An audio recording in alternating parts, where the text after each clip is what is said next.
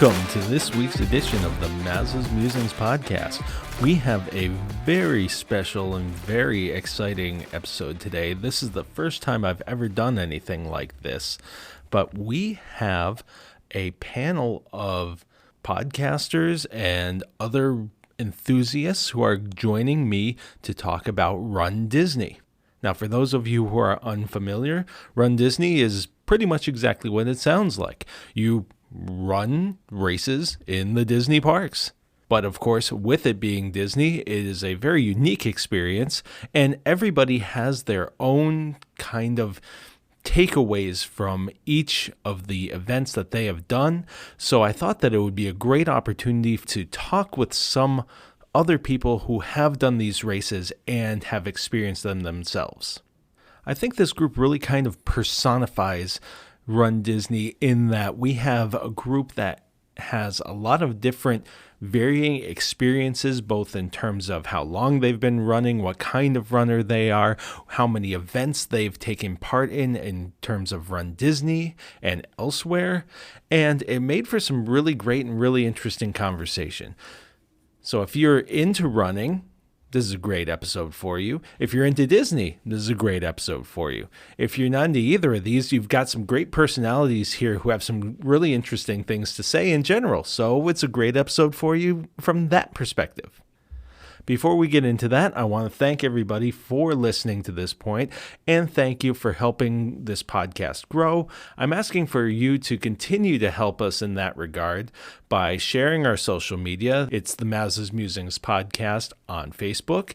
There's also Maz's Musings Pod on Instagram. You can also share our website, which is mazasmusings.wordpress.com. And there, people can find past episodes, more information about the podcast, contact info, all that kind of good stuff. You can always reach out to me directly as well at mazasmusings@gmail.com. I'd love to hear from you to get some feedback on what you think is great about the show, what we could work on.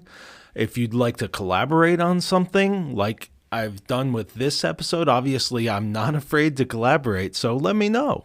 Also, please give us a rating, give us a review on whatever service you use to get your podcast, which will also make it easier for other people to find the podcast and enjoy it as well. With that said, I've got to run because you've got a podcast to listen to. And here we go. Donald, wake up! It's showtime!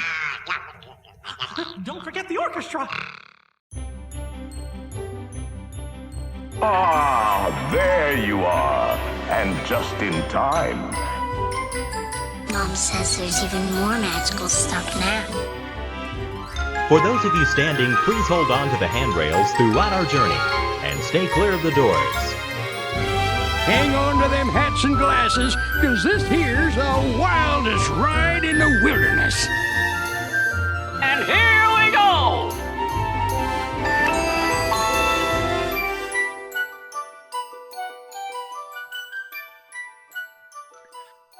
All right. Well, joining me today on the podcast, which we're actually recording a little bit earlier, the episode is dropping on July 5th, but we're recording this on June 24th, simply because, oh, there's CJ's video. We can see her now. Hi. I don't know what I did differently. I just pressed the same button I've been pressing, and here I am.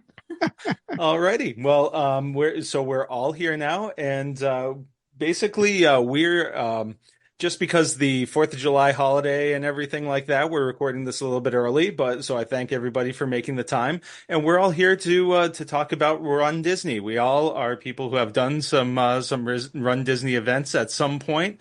Some of us may be more experienced than others. But we're going to talk about the experience and what it's meant to us. So we'll get started. Obviously, I'm Chris. I'm the host of the podcast, and I have to say I'm kind of a novice when it comes to runDisney. Eileen and I, my wife Eileen and I, ran the Princess 5K back in 2019, and we had a fun time doing that. So then, not not this past February, but last February, we did the Princess Fairy Tale Challenge, where we did the 10K and the half marathon. And for me, on top of everything else, it was kind of a, hey, I'm turning 40, I'm going to prove that I'm not old kind of thing. So with that said, I'm just going to go around who's on my screen now on the Zoom screen, and we'll start with Megan. If you want to introduce yourself and kind of talk about your Run Disney experience. All right. Well, hello. Thanks so much for having me. This is really fun to get on here and chat a little bit with some from the Run Disney community. But yes, my name is Megan. I work as a travel agent and I specialize in Disney vacation planning, cruises of all kinds, all-inclusive destinations. I love that part of my life and helping people plan their vacations. I post a lot on my Instagram, which I can share more about later. But if we get into Run Disney, I've been doing Run Disney for a couple years now. I think my first one was in 2022. And so I've kind of run a few subsequent races over the last 2.5 years. Last one being this past February, Princess Races. All right. Natalie, how about you? Where are you from? What's your Run Disney experience? Hello. I'm very excited to be here tonight. I'm from Central Illinois. And I am also a travel advisor for a travel company specializing in all things Disney. And I started Run Disney events back in 2018, with my first one being the 5K for Princess. It was just to stick my toes in the water to see whether I was going to enjoy it, if it was something for me, because I am definitely not a runner. I would definitely describe myself as a Disney runner. All right, well, welcome. And CJ, we are on to you now. What's your where are you from, and what's your experience been?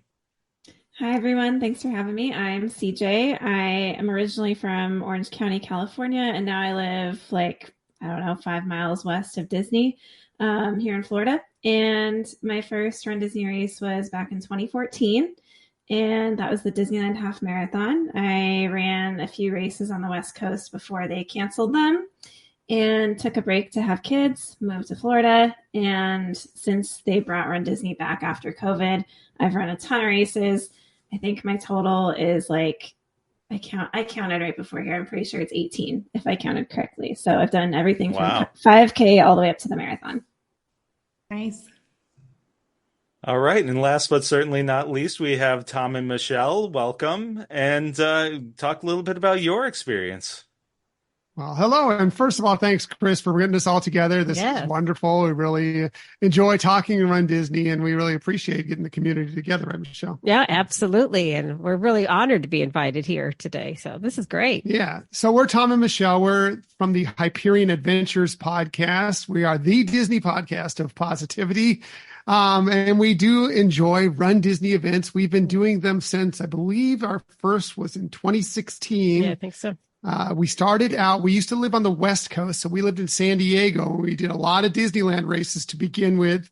And then we recently have moved out to Florida, and now we are running more of the Walt Disney World racers, although we did get to go back just when Disneyland finally returned and had their races back. The first we raced in the last race weekend at Disneyland and the first race weekend back. And boy, it was so good to have them back at Disneyland. Well, I want to thank all you guys for joining me. One of the things that I think that has been so great about connecting with Run Disney is the number of people that you connect with and the community that you connect with. So I'm really excited that we're able to do this. And so the first question that I had for everybody, and I think that everybody maybe has a little bit different story, is how did you first decide that you wanted to try out Run Disney? Whoever wants to throw their hat in, go right ahead. Well, okay. Okay, go ahead, Megan. Well, I was just going to say, like Natalie, I never considered myself, well, I'm not going to speak for you, but I will say I never considered myself athletic. I was not a runner. saw, watched them vicariously for a year or so. And I was like, that's so fun.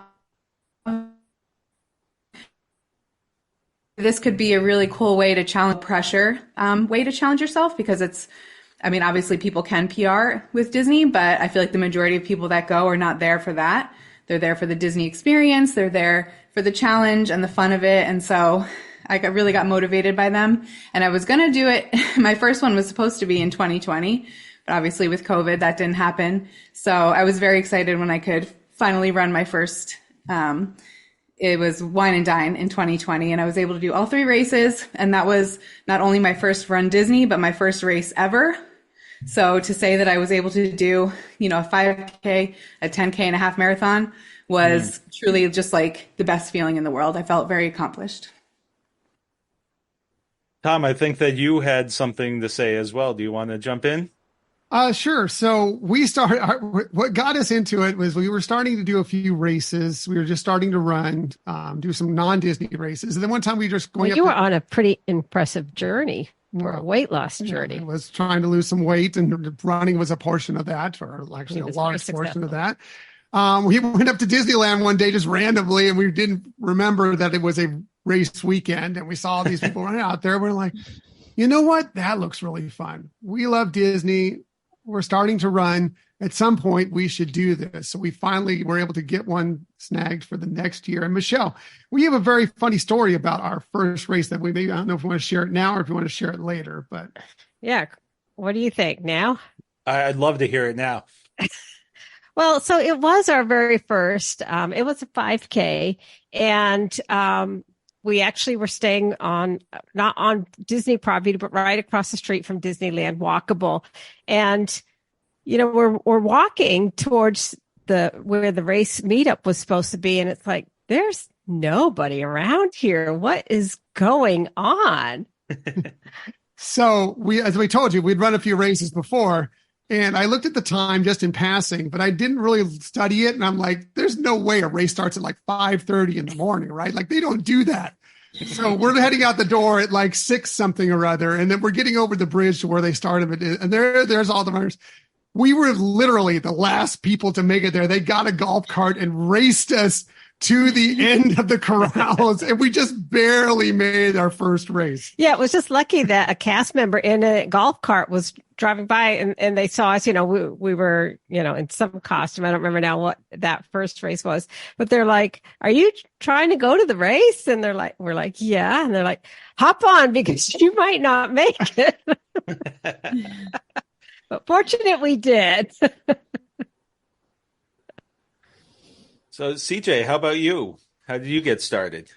So I grew up playing tennis, which has some similarities and differences to running. And I never really considered myself a runner. But one year, my little sister said she was going to sign up for the half marathon. And I thought, well, I can't let my little sister beat me. So I decided to sign up. I don't remember if my dad signed up that race as well. But yeah, she got me into it. We're a competitive family, and I had to jump in there with her. And the rest is history. And Natalie, how about you? I just so happen to have I'm a teacher. So one of the parents of one of my kids happened to do a princess weekend. And I was like, you have to tell me more about this. Like, I grew up Disney, and I've never been able to do something like this. So again, not a runner, never even tried to train for something like that. So we just signed up for the 5K because we figured, we could do 3 miles. That's not so bad. My body definitely told me otherwise that day. But afterwards, it was just, you get hooked. You just have to continue going and doing it. So, I couldn't wait to sign up for my next one. The next year, I did the 5, and then I did my first 10K with Wine and Dine in 2019. And it was incredible. So for me, in a previous podcast, Eileen and I were talking about another half marathon we did, non-Disney related. And I related to everybody that I started running to impress Eileen when we first started dating. and I'm still trying to impress her, so I'm still running and I'm still chasing her. So we actually first became aware of Run Disney. We saw that there was going to be, back when they did the Star Wars races at Disney World, and we toyed with the idea, but the race that still had openings was the 10K, and that was on the morning that we were going to be flying home.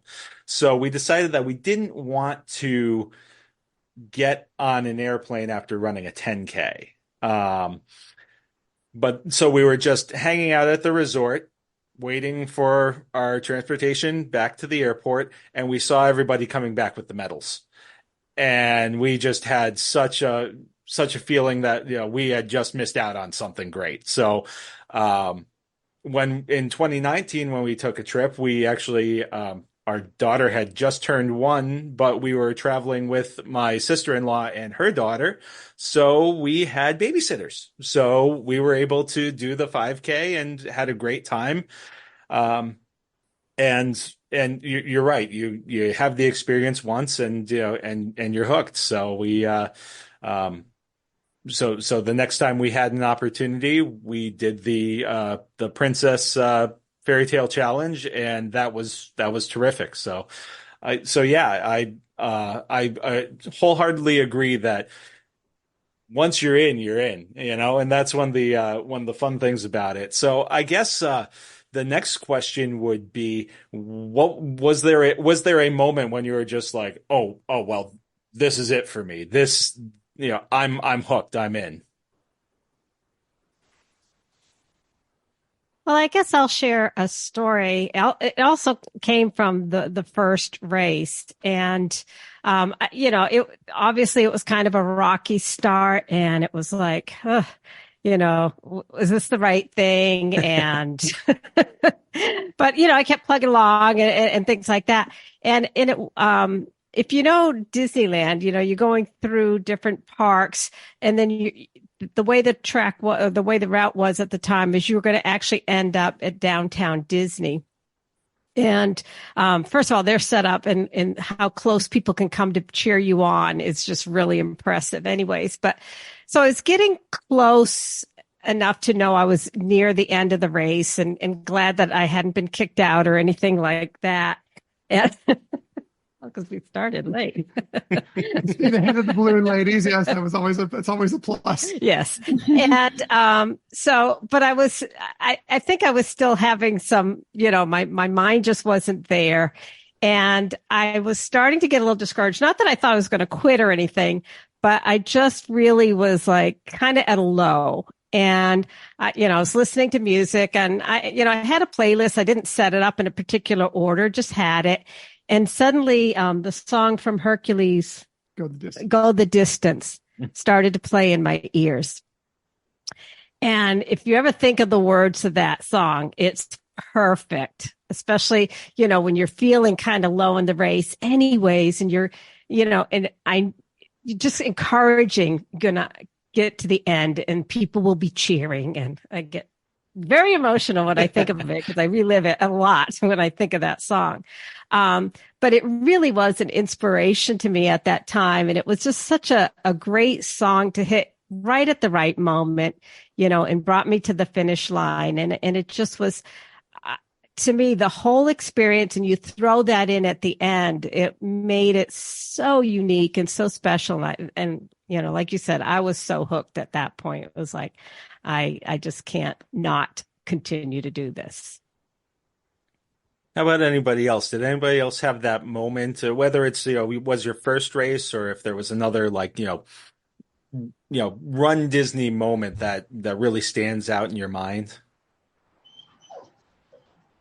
Okay, I'll tell you mine. I got to say there was nothing that will ever top, as far as I'm concerned, turning onto Main Street and Cinderella's castle is there and the crowd is cheering, and it's just it's just magical. I mean, there's no other word for it.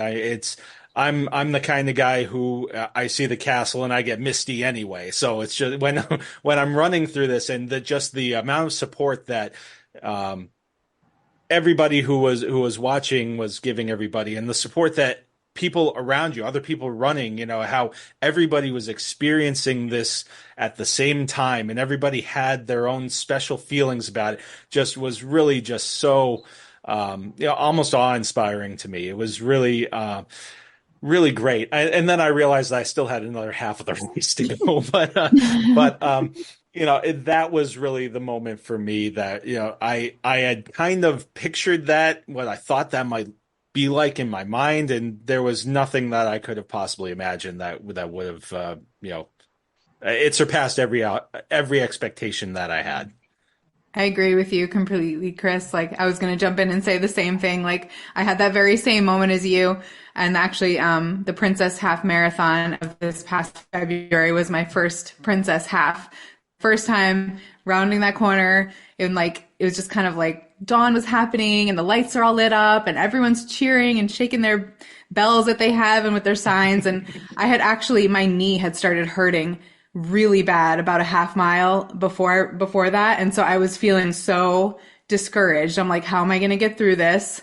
And just that pump of adrenaline and the emotion you experience, seeing the castle, it's just, that to me is the one. If you're going to do a half, absolutely do the Princess, because you will get all the feels, all the emotions, that whole just Disney experience. You will get it from there, and it's priceless.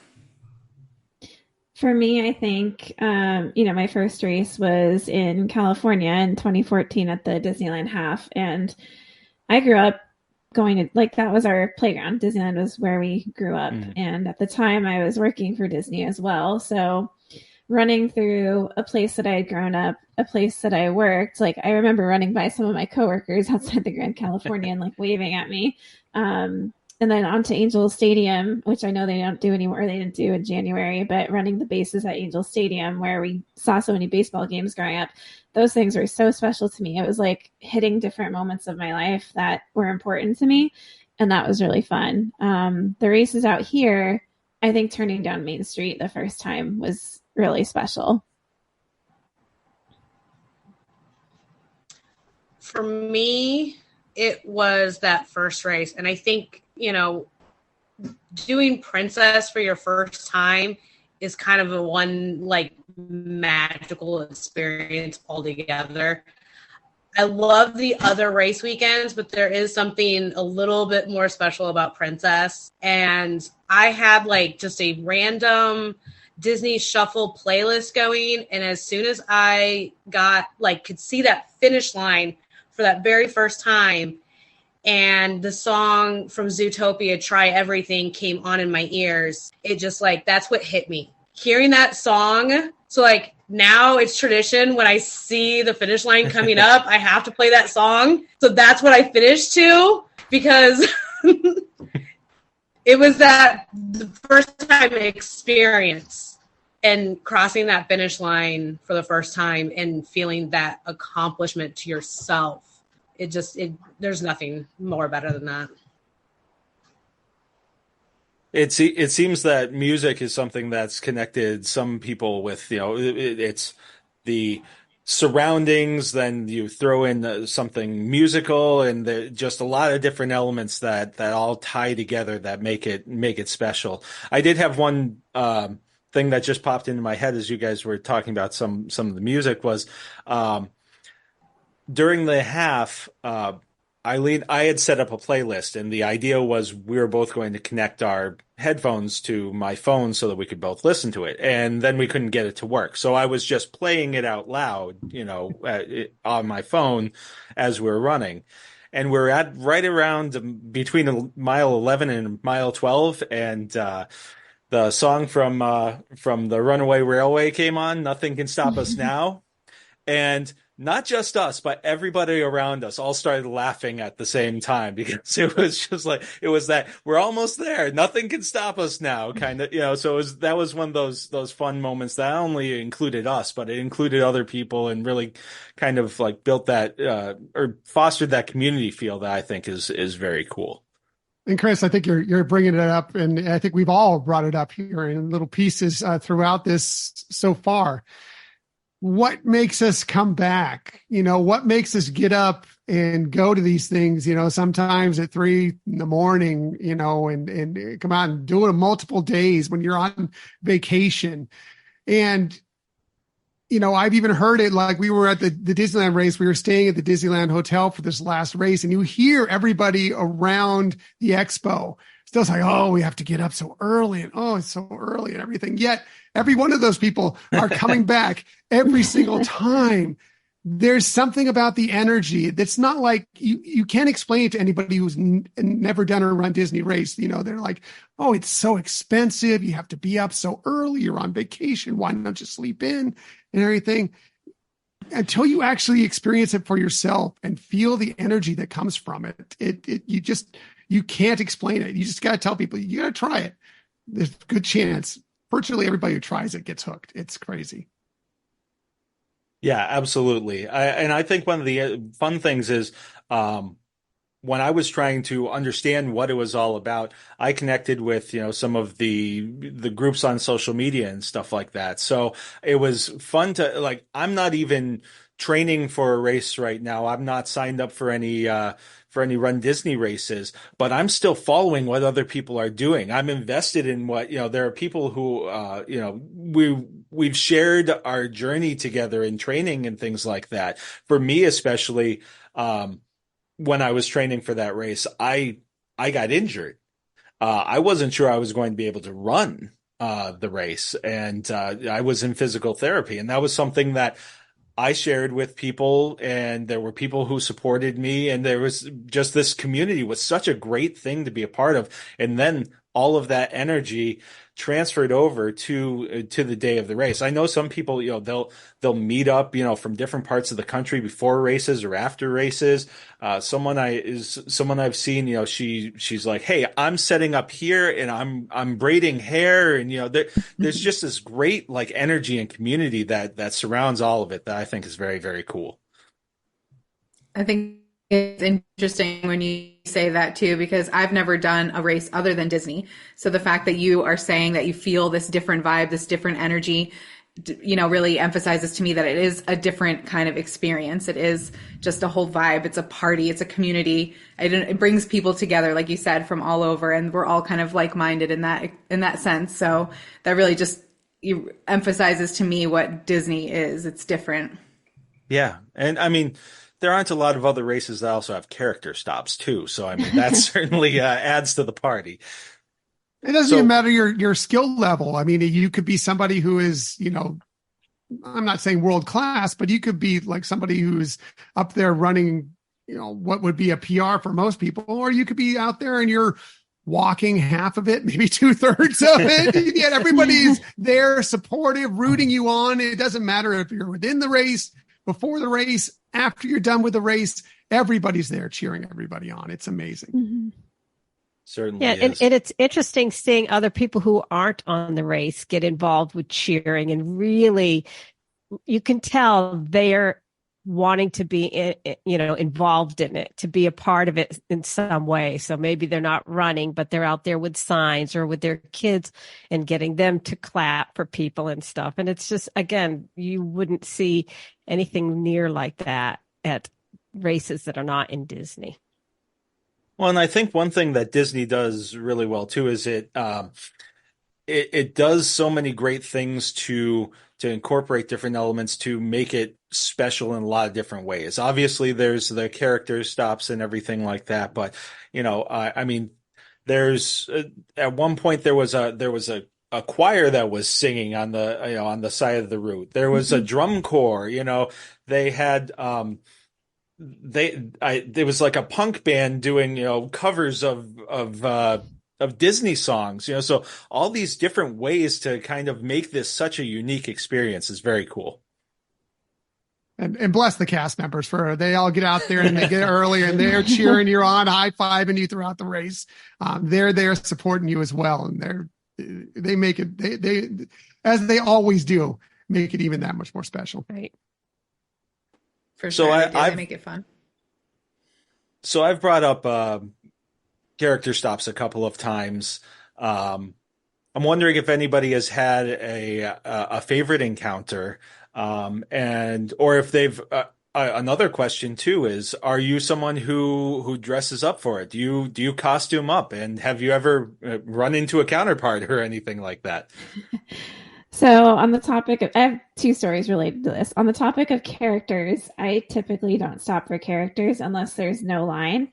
And when I did the marathon last year, I injured myself like 2 weeks before, and I was like, oh, great.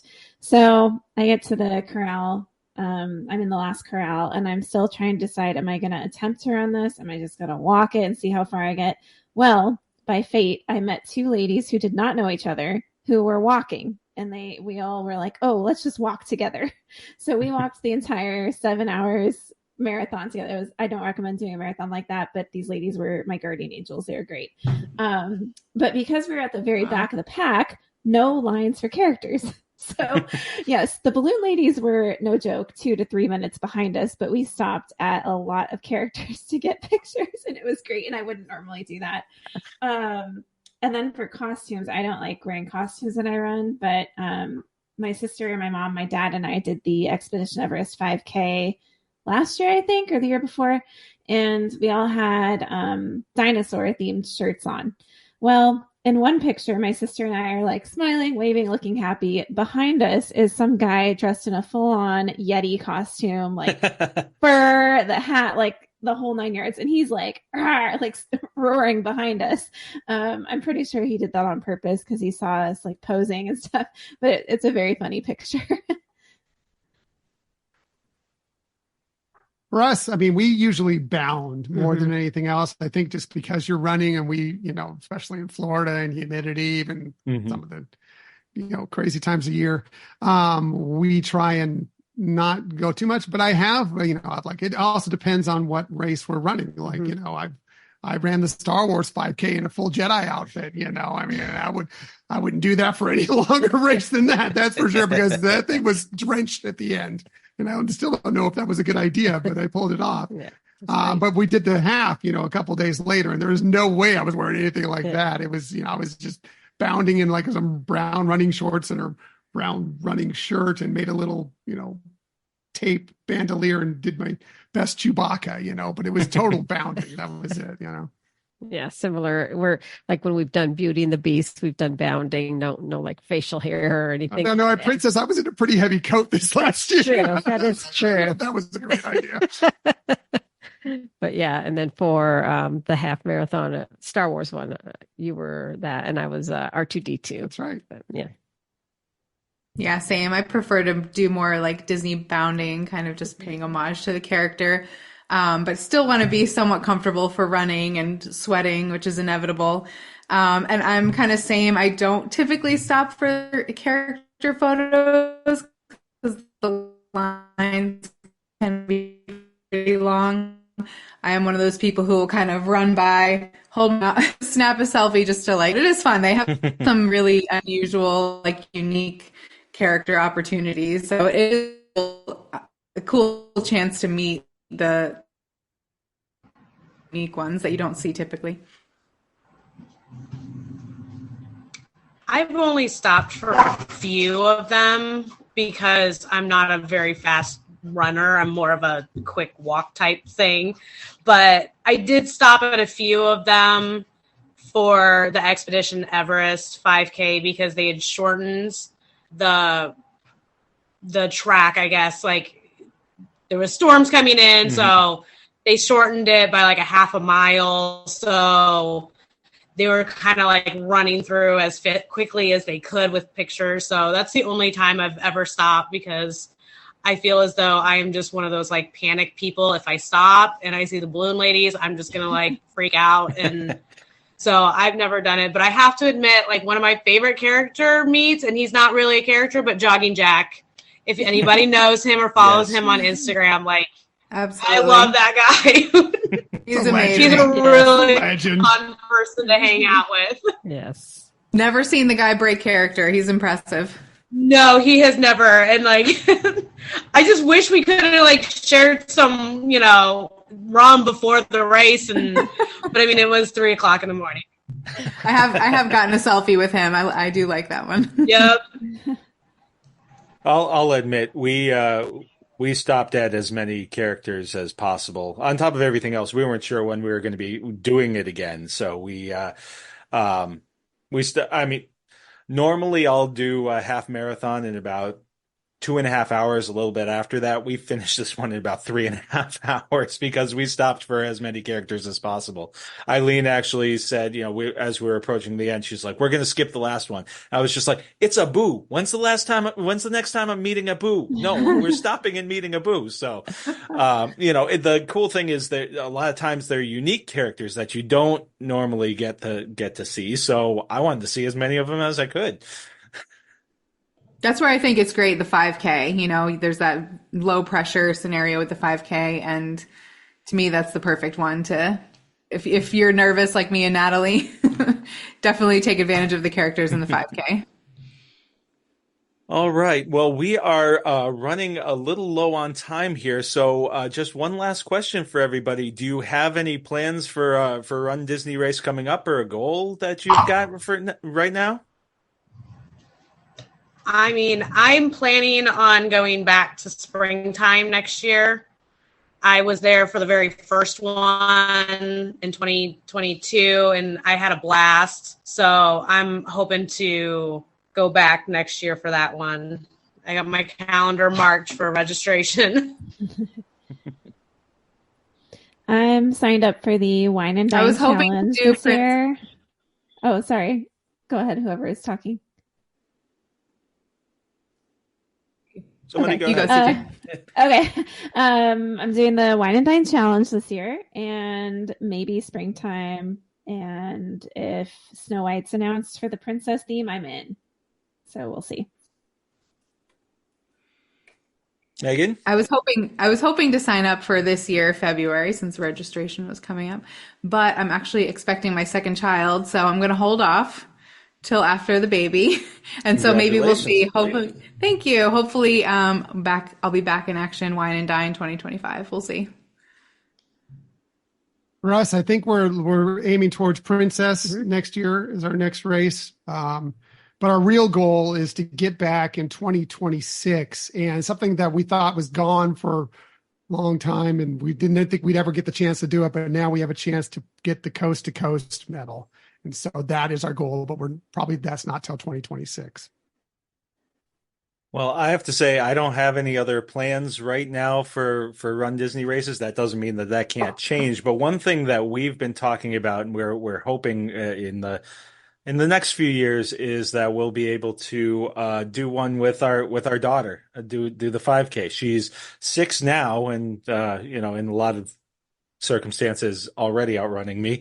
But we're thinking that maybe around 8 years old, I was getting passed left and right by 8-year-olds the last race. So I was just like, you know what? 8 might be right in the sweet spot. So I think that's our, that's my goal anyway, is I think that Eileen and I would really enjoy bringing Megan to that. So that's so fun. That'll be special.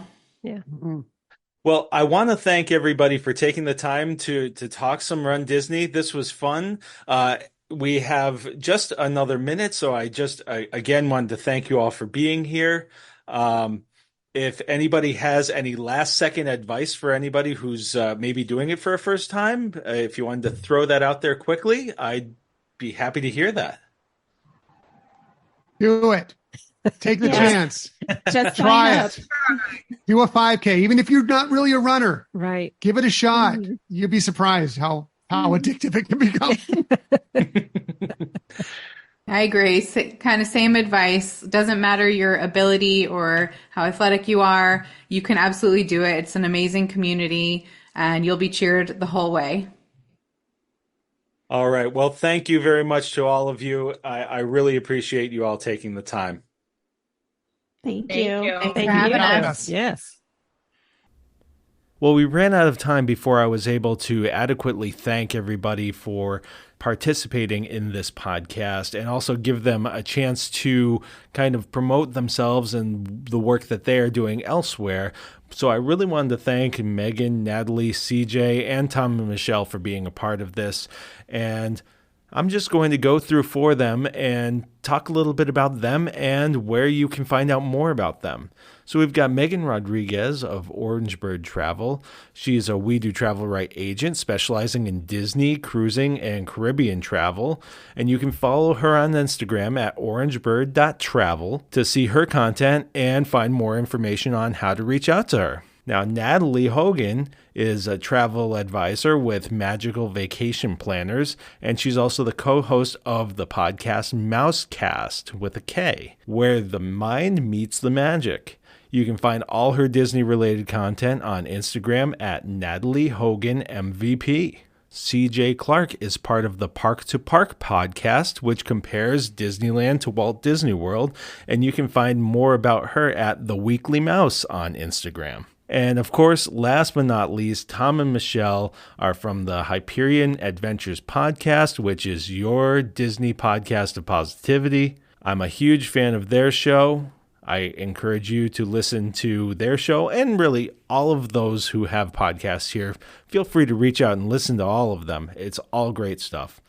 But especially Tom and Michelle have been people who have helped me out a little bit in the start of my podcasting journey, and I'm very grateful to them for their help and their friendship. You can find them virtually on all social media and anywhere that you can get your podcasts. Or you can visit their website, which is HyperionAdventurespodcast.com. Once again, I want to thank all of them for taking the time to do this. I think that we had a lot of fun, and hopefully we can do it again sometime and do a round 2.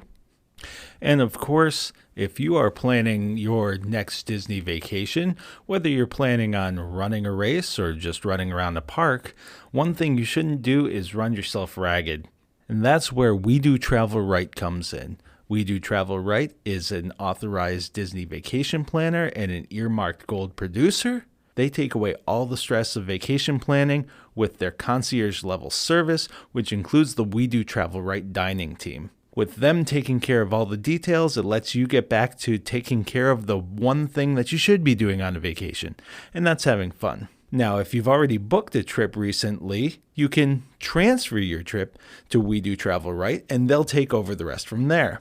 All of the services offered by We Do Travel Right, on top of everything else, are completely free. That's right, you do not pay anything extra because companies like Disney already build the cost of using an agent into their prices. So you're paying for the agent whether you use one or not. So it only makes sense to go with an agent like We Do Travel Right. So run or walk, whatever's safer, to get your free quote today at wedotravelright.com/Mazza. That's wedotravelright.com/MAZA to get your magical trip started today. Well, I can't do any more damage around this popsicle stand. So long, partner. See you real soon.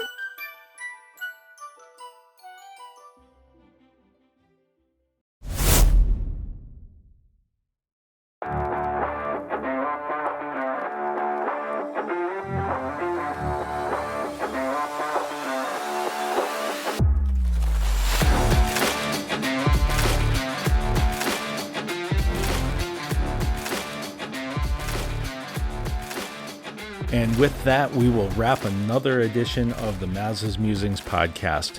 I really want to thank all of you for listening. I hope that you had as much fun listening to this as we had putting it together. I want to thank you again for helping us grow and encourage you to continue to share our social media, to leave ratings and reviews if you haven't done so yet, and to reach out to me at mazzasmusings@gmail.com if you have any ideas for a podcast, or if you have any feedback, if you have any questions. Happy to hear from all of you. In addition to email, you can find me at the Mazzas Musings Podcast on Facebook. There's also Instagram, where you can find me at Mazzas Musings Pod. And there's also the website, mazzasmusings.wordpress.com. And one last time, thank you for listening. I hope you had a great 4th of July. I hope you have a great weekend and a great week.